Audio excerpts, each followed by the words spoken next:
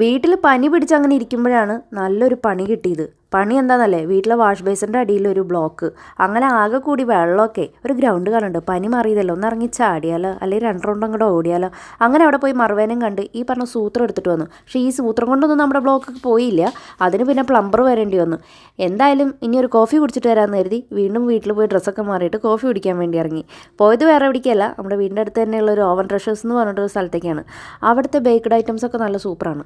പ്രത്യേകിച്ച് egg puffs. ഇവിടെ അടുത്തുള്ളവരാണെങ്കിൽ, അതായത് തിരൂർ കോളേജ് ആ ഭാഗത്തൊക്കെ ഉള്ളവരാണെങ്കിൽ ഈ എഗ് പപ്സ് ട്രൈ ചെയ്യണേ. അങ്ങനെ പിന്നെ ചിക്കൻ പപ്സ്, മുട്ട പപ്സ്, ഈ കേക്ക് അതൊക്കെ ഓർഡർ ചെയ്ത് കഴിച്ചു. പിന്നെ കുറച്ച് നേരം അവിടെ ചേച്ചി കോഫി ഉണ്ടാക്കുന്നുണ്ടായിരുന്നു. അത് നോക്കിയിരുന്നു. പിന്നെ കുറച്ച് നേരം ആംബിയൻസ് ഒക്കെ നോക്കിയിരുന്നു. അത്ര വലിയ ആംബിയൻസ് ഒന്നും അല്ലെങ്കിലും നല്ലൊരു കാം ഏരിയയാണ്. കുറച്ച് നേരം റിഫ്രഷ്മെൻറ്റിന് വേണ്ടി പോയിരിക്കാൻ പറ്റിയ സ്ഥലമാണ് ഈ ഓവൻ ട്രഷേഴ്സ്.